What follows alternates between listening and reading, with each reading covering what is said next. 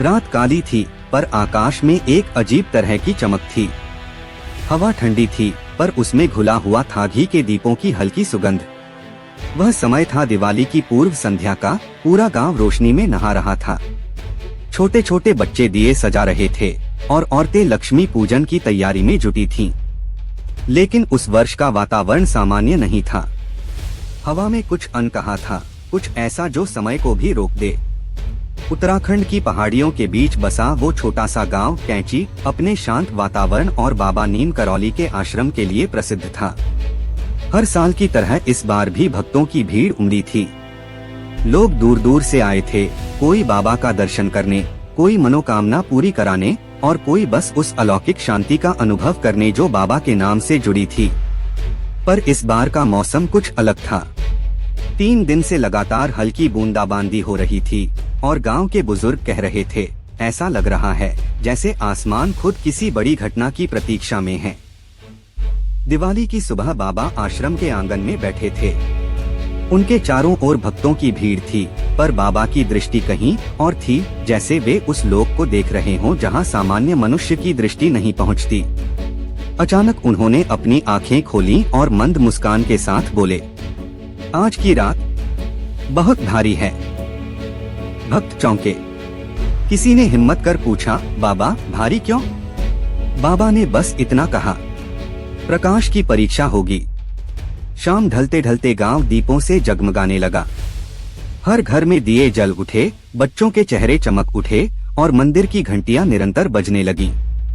लोग मिठाइयां बांट रहे थे और हर दिशा में केवल उल्लास था। पर आश्रम के पास का वो पुराना पीपल का पेड़, वहां कुछ अजीब हो रहा था। हवा रुक रुक कर बहती और कभी कभी ऐसा लगता जैसे पेड़ खुद सांस ले रहा हो। रात के लगभग 8 बजे होंगे।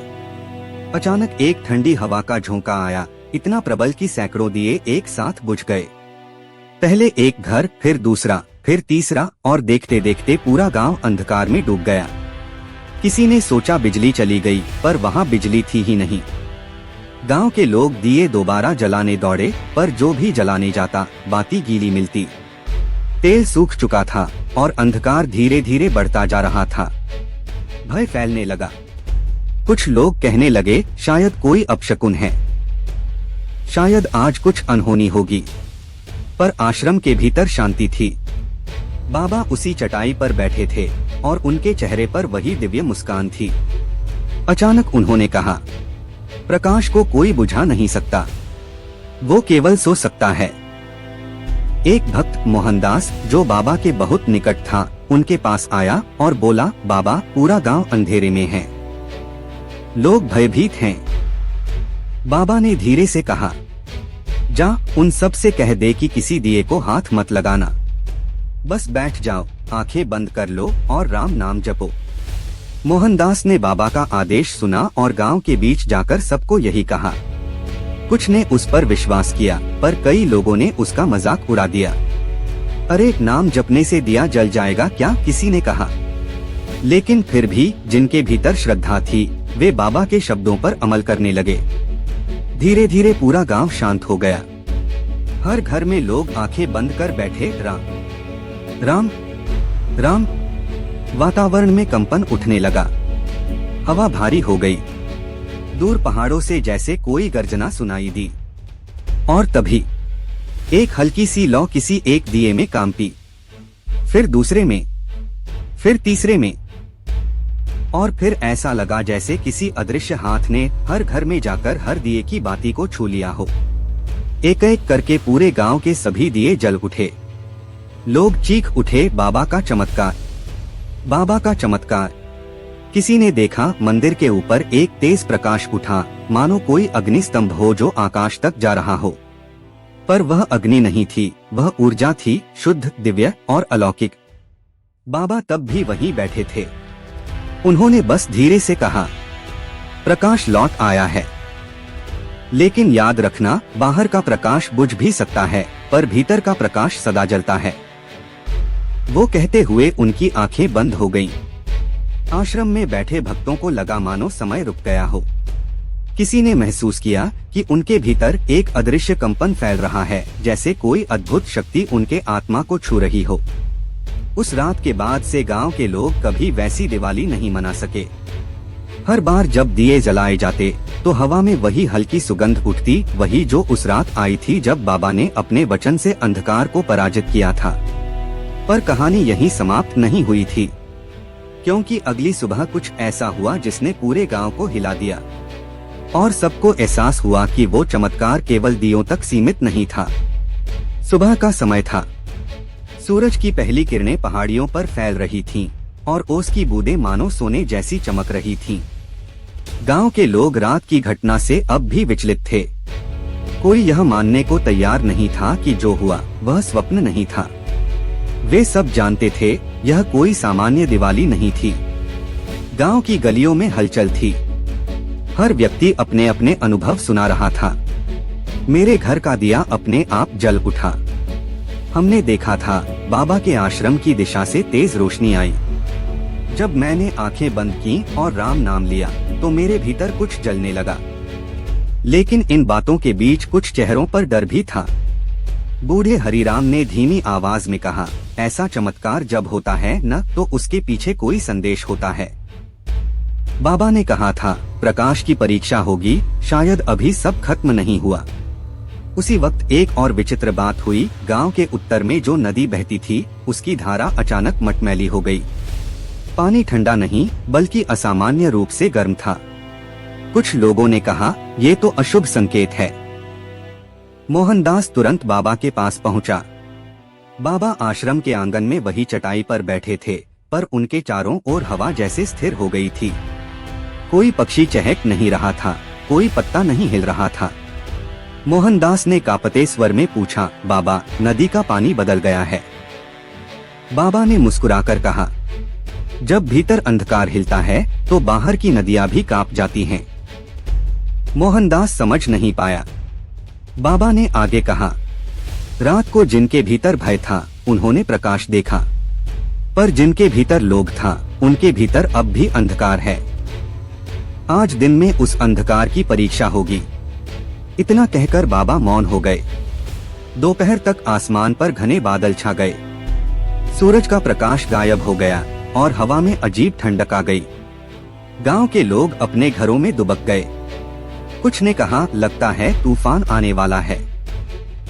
पर आश्रम की दिशा से किसी को मंत्रोच्चारण की आवाज सुनाई दी, गहरी, धीमी और रहस्यमयी। बाबा के कुछ भक्त उस समय ध्यान में बैठे थे। एक वृद्धा जिसका नाम पार्वती था ने अचानक आंखें खोली और बोली, बाबा के चारों ओर प्रकाश का वृत्त दिखाई दे रहा है, पर उसके बाहर कोई छाया घूम रही है। सभी भक्तों ने देखा। बाबा के चारों ओर एक मंद सुनहरी आभा फैली हुई थी, लेकिन उसके किनारों पर मानो किसी काले धुएं जैसी आकृति तैर रही थी। वह आकृति धीरे धीरे आकार ले रही थी। किसी विशाल आकृति का सिर, अग्नि जैसी आंखें और फुसफुसाहट जैसी आवाज जो हर दिशा से गूंज रही थी। भक्त डर गए। कोई कुछ बोलने ही वाला था कि बाबा ने धीरे से कहा, डरो मत, यह वही अंधकार है जो दियों के बुझने पर जगा था। आज यह अपना रूप दिखाने आया है। उनकी आवाज शांत थी, पर हवा भारी हो गई। पेड़ों की डालियां झूमने लगीं और मंदिर की घंटी अपने आप बजने लगी। अचानक बिजली चमकी, इतनी तेज कि पूरा आश्रम उजाले से भर गया। और उसी प्रकाश में सभी ने देखा, वह काली छाया एक क्षण के लिए बाबा के ठीक सामने खड़ी थी। बाबा ने आंखें बंद कर लीं और बोले, जहाँ प्रेम है वहाँ तू नहीं रह सकता। उनके शब्दों के साथ हवा में एक कंपन उठा और वह आकृति जैसे धूल में बिखर गई। पर उसी क्षण बाबा के होठों से एक हल्की सी आह निकली। उनके चारों ओर की आभा मंद पड़ गई। भक्तों ने देखा, बाबा का चेहरा पीला हो गया है। मोहनदास रोते हुए उनके चरणों में गिर गया, बाबा आपने अंधकार को मिटाया, पर अब आपके शरीर का प्रकाश क्यों घट गया? बाबा ने धीमी आवाज में कहा, दियों को जलाने के लिए कोई न कोई तो अपनी लौ देना पड़ता है मोहन। बाबा के शब्दों में करुणा थी, पर उनकी दृष्टि अब भी स्थिर थी। वह आकाश की ओर देख रहे थे। धीरे धीरे बारिश शुरू हो गई, पर वह सामान्य पानी नहीं था। उसमें हल्की चमक थी, जैसे हर बूंद किसी अदृश्य प्रकाश से भरी हो। गांव के लोग अपने घरों से बाहर निकले। उन्होंने देखा जो दिए रात को जले थे वे अब भी जल रहे थे, जबकि बारिश लगातार हो रही थी। किसी ने कहा, ये दिए बुझ क्यों नहीं रहे? बाबा ने कहा, क्योंकि अब ये मिट्टी के नहीं रहे, ये श्रद्धा के बन गए हैं। उनकी आंखों से आंसू बह निकले, पर वह आंसू भी चमक रहे थे, मानो उनमें सूर्य की झिलमिलाहट हो। रात होते होते गांव फिर से शांत हो गया। दिए जल रहे थे, नदी का पानी फिर से निर्मल हो चुका था, पर गांव के कुछ लोग यह महसूस कर रहे थे कि कुछ अब भी अधूरा है। बाबा उस रात ध्यान में चले गए। उन्होंने अपने आश्रम के द्वार बंद कर दिए। किसी को भीतर नहीं जाने दिया गया। भक्त बाहर बैठे रहे, भजन गाते हुए, पर भीतर से कोई आवाज नहीं आई। सुबह जब दरवाजा खुला तो बाबा उसी चटाई पर बैठे थे, पर उनके चारों ओर हल्की राख की परत जमी हुई थी, जैसे किसी दीपक ने सारी रात जलकर अपने भीतर की बाती खो दी हो। मोहनदास ने देखा, बाबा की आंखें गहरी और शांत थीं। उन्होंने बस इतना कहा, अभी सब समाप्त नहीं हुआ मोहन, ये गांव अब भी परीक्षा में है। प्रकाश लौट आया है, पर अगर भीतर की लोभ और भय की छाया फिर उठी तो ये रोशनी स्थायी नहीं रह पाएगी। वो कहते हुए बाबा ने अपनी कमंडल से थोड़ा पानी लिया और जमीन पर छिड़का। अचानक जमीन से एक हल्की चमक निकली और फिर सब सामान्य हो गया। पर मोहनदास जानता था यह कहानी अभी अधूरी है, क्योंकि बाबा के शब्द कभी व्यर्थ नहीं जाते। और जब बाबा कहते हैं कि परीक्षा बाकी है, तो इसका अर्थ होता है कुछ बहुत बड़ा आने वाला है। रात फिर उतर आई थी। हवा में नमी थी, लेकिन उसमें एक अजीब सी गंध थी, जैसे पुराने घी की और जलते दीपकों की महक एक साथ मिल गई हो। गांव के लोग सोच रहे थे कि अब तो सब ठीक हो गया, पर जो हुआ था उसकी छाया अभी भी चारों ओर फैली थी। बाबा नीम करौली अपने आश्रम के भीतर गहरी ध्यानावस्था में थे। बाहर भजन की ध्वनि गूंज रही थी, पर उस ध्वनि के बीच एक सूक्ष्म कंपन था जो किसी को समझ नहीं आ रहा था।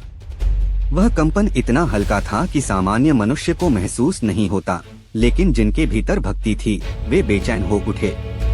मोहनदास फिर बाबा के पास गया।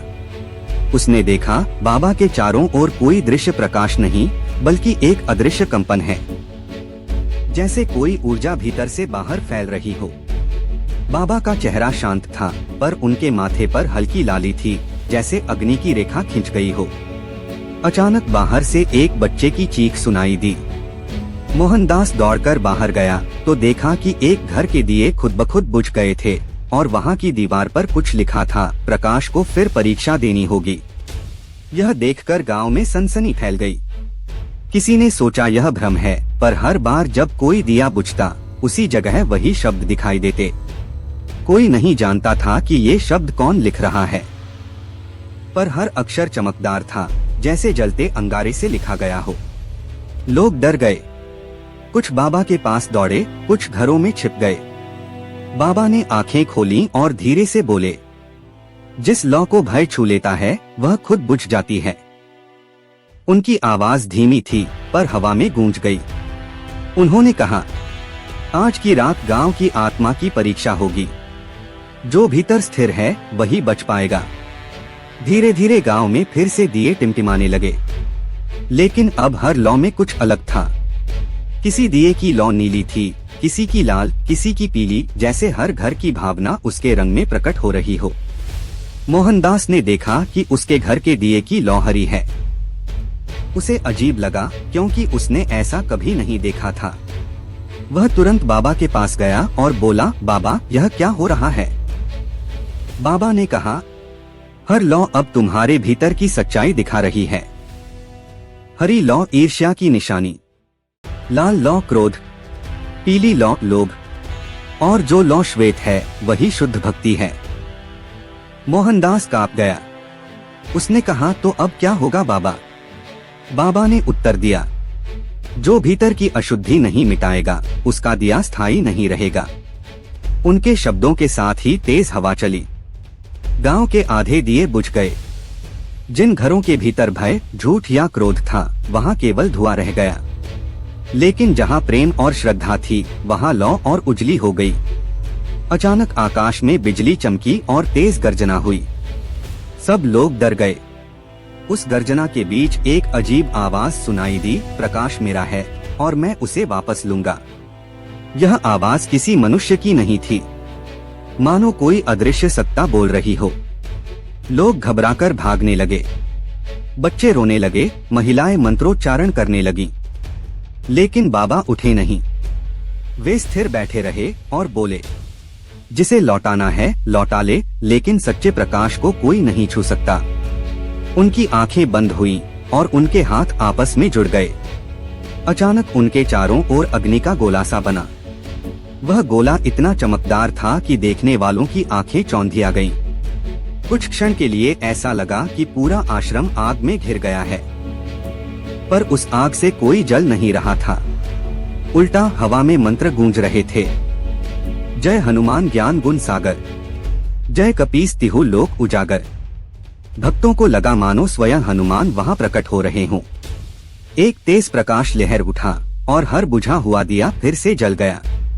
लेकिन इस बार दियों की लौ सामान्य नहीं थी, उनमें से प्रकाश नहीं बल्कि हल्की ध्वनि निकल रही थी। हर लौ में से फुसफुसाहट सुनाई दी, बाबा ने हमें जलाया है, बाबा ने हमें जीवन दिया है। गांव के लोग स्तब्ध थे, उनके सामने के दिए जैसे जीवित हो गए थे। वे बोल नहीं रहे थे, पर कोई भी समझ सकता था कि उन लपटों में चेतना है। धीरे धीरे पूरा गांव फिर प्रकाश से भर गया, पर इस बार वह प्रकाश स्थिर नहीं था। उसमें एक लय थी, जैसे हर लौ किसी अदृश्य भजन पर नृत्य कर रही हो। रात के तीसरे पहर बाबा ने आंखें खोली। उन्होंने दूर आकाश की ओर देखा और कहा, अंधकार गया नहीं है, वह बस प्रतीक्षा कर रहा है। लेकिन जब तक यह गांव भक्ति में रहेगा, कोई उसे छू नहीं सकेगा। फिर उन्होंने सबको एक आदेश दिया, हर घर में एक दिया स्थायी रूप से जलाना होगा, जिसे भक्ति का दीप कहा जाएगा। जब तक वह जलता रहेगा, गांव सुरक्षित रहेगा। गांव के लोगों ने उसी क्षण एक एक दीपक अपने घरों में स्थायी रूप से रख दिया। लेकिन कहानी यहीं खत्म नहीं हुई थी, क्योंकि उस रात जब सब लोग सो गए, आश्रम की एक कोठरी से हल्की आवाज आई, जैसे कोई रो रहा हो। मोहनदास ने जाकर देखा, वह दिया जो बाबा ने खुद जलाया था, उसकी लौ कांप रही थी और दीवार पर किसी ने लिखा था, जब अगला अमावस्या आएगी सब कुछ फिर शुरू होगा। मोहनदास के रोंगटे खड़े हो गए। वह दौड़कर बाबा के पास पहुंचा।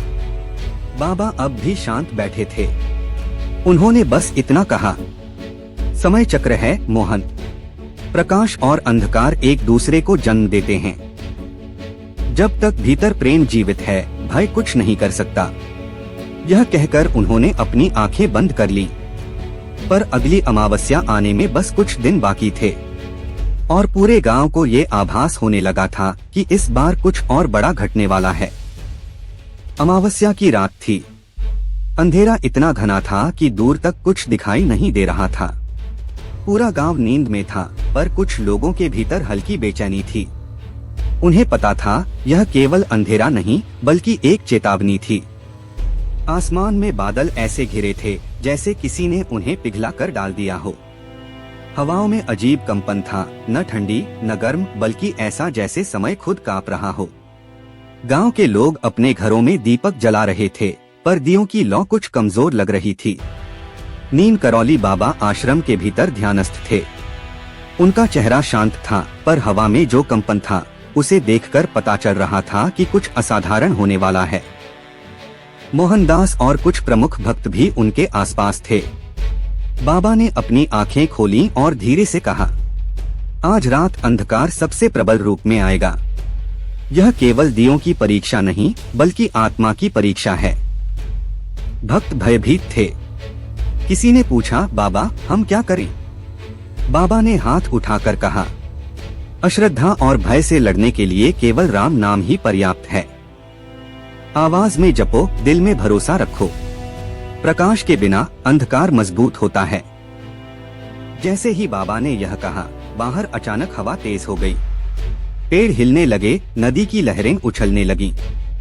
गांव के लोग अपने घरों में दुबक गए, लेकिन जो भक्त बाबा के पास थे वे धैर्य से खड़े रहे। अचानक आश्रम के द्वार से एक तेज रोशनी निकली। वह रोशनी धीरे धीरे फैलती हुई गांव के हर कोने तक पहुंचने लगी। मोहनदास ने देखा, रोशनी के भीतर हल्की धुंध में कुछ आकृतियां प्रकट हो रही थीं। वे आकृतियां कोई इंसान या जानवर नहीं थे।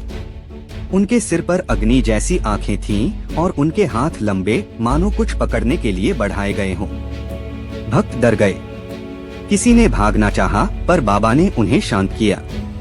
उन्होंने कहा, डरो मत, ये वही अंधकार है जो भीतर से उठता है। यह केवल बाहर दिखाई देता है। उस समय गांव के हर घर में दिए अचानक झपकने लगे। कुछ दिए नीले, कुछ लाल, कुछ सफेद हो गए और हर लौ से मंदसी फुसफुसाहट आने लगी।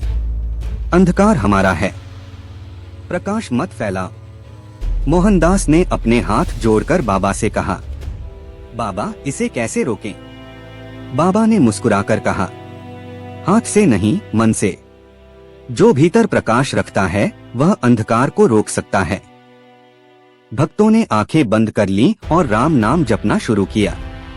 धीरे धीरे वह अजीब आवाज कम होने लगी। दियों की लौ स्थिर होने लगी और आकाश में हल्का चांदनी का झिलमिलाहट फैल गई। पर तभी एक भयंकर गर्जना हुई। आकाश में बादलों के बीच से एक विशाल आकृति प्रकट हुई। उसकी आंखें लाल थीं और आग की तरह जल रही थीं। वह धीरे धीरे गांव की दिशा में बढ़ रही थी। मोहनदास ने द्रुत गति से बाबा की ओर देखा। बाबा अब भी स्थिर बैठे थे। उन्होंने कहा, जो भय से लड़ सकता है वही उसे देख पाएगा, बाकी अंधकार में समा जाएगा। भक्तों ने मन मन में राम नाम जपना जारी रखा। धीरे धीरे जो आकृति गांव के पास आई वह अचानक ठिठक गई। उसकी आग बुझने लगी और उसके शरीर से निकलने वाला धुंध जैसे हवा में घुल गया। बाबा ने अपनी हाथ की मुंह से हल्की आवाज निकाली, एक मंत्र। मंत्र सुनते ही पूरे गांव में हल्की रोशनी फैल गई। अंधकार की आकृति धीरे धीरे पिघलने लगी। उसकी जगह केवल धुंध रह गई जो हवा में गायब हो गई। गांव के लोग भयभीत थे, पर उनकी आंखों में अब विश्वास की चमक थी। दियों की लौ अब पहले से भी ज्यादा उजली थी। हर दिया ऐसा प्रतीत हो रहा था जैसे उसमें जीवित चेतना हो। बाबा ने मुस्कुराते हुए कहा, देखो, यह केवल दियों की परीक्षा नहीं थी, यह आत्मा की परीक्षा थी। जो भीतर प्रकाश रखता है वह कभी अंधकार से नहीं डरता, और जो प्रकाश खो देता है वह केवल अंधेरा देख पाएगा। उस रात मोहनदास ने देखा कि बाबा के चेहरे पर हल्की थकान थी, पर उनकी आंखों में वही दिव्यता थी। उन्होंने कहा, अगली बार अंधकार और भी प्रबल आएगा, लेकिन जो भीतर प्रकाश रखता है उसका दिया कभी नहीं बुझेगा। गांव के लोग अब समझ गए थे कि बाबा का चमत्कार केवल दियों तक सीमित नहीं था। यह उनके भीतर की शक्ति, उनकी भक्ति और उनके विश्वास से जुड़ा था। और इस तरह अमावस्या की रात बीत गई, अंधकार का सामना हुआ, प्रकाश जीता और भक्तों ने समझा कि भक्ति ही असली शक्ति है। लेकिन कहानी का सबसे रहस्यमयी हिस्सा अभी बाकी था। बाबा का अगला चमत्कार, जो दिवाली की रात गांव को हमेशा के लिए बदल देने वाला था। अंतिम दिवाली की रात आई। आकाश में सितारे मंद थे और पूरा गांव जैसे किसी रहस्यमयी चुप्पी में डूबा हुआ था। हवा ठंडी थी, पर भीतर से हर कोई बेचैन था। मोहनदास और अन्य भक्त आश्रम के चारों ओर खड़े थे। उनके हृदय में भय और श्रद्धा का अजीब मिश्रण था। नीम करौली बाबा चटाई पर बैठे थे। उनके चेहरे पर दिव्यता के साथ हल्की थकान थी। उनकी आंखें बंद थीं, पर भीतर से जो ऊर्जा बाहर आ रही थी वह पूरे गांव को महसूस हो रही थी।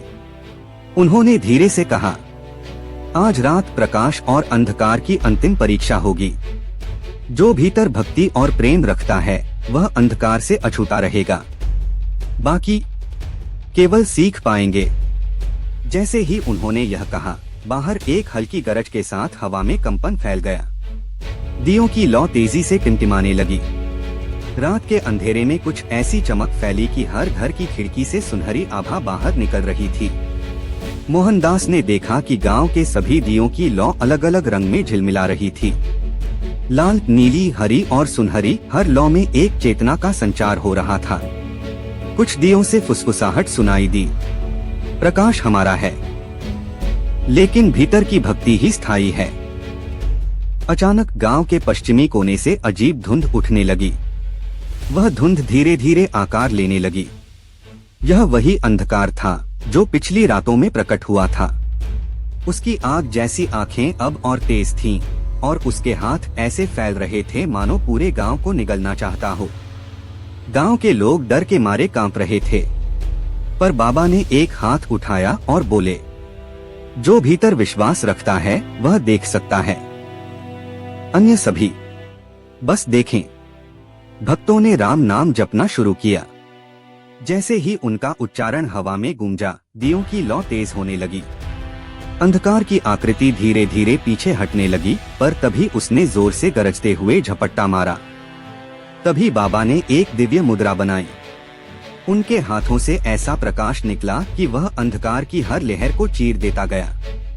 गांव के लोग देख सकते थे कि वह प्रकाश केवल बाहरी नहीं था, वह उनके अंदर तक जा रहा था। भय, क्रोध, लोभ और असुरक्षा सब धीरे धीरे खत्म होने लगी। अंधकार चिल्लाता हुआ गायब हो गया, और उसी क्षण पूरा गांव हल्की सुनहरी चमक से जगमगा उठा। दियों की लौ अब स्थिर और दिव्य हो गई। हर घर से सुनहरी आभा बाहर फैल रही थी, और गांव के लोग समझ गए कि यह केवल दियों का प्रकाश नहीं, बल्कि उनकी आत्मा का उजाला था।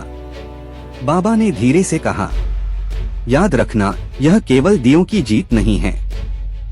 जो भीतर का प्रकाश बुझाएगा, अंधकार उसे फिर से घेरेगा। भक्ति ही असली सुरक्षा है, प्रेम ही वास्तविक शक्ति है।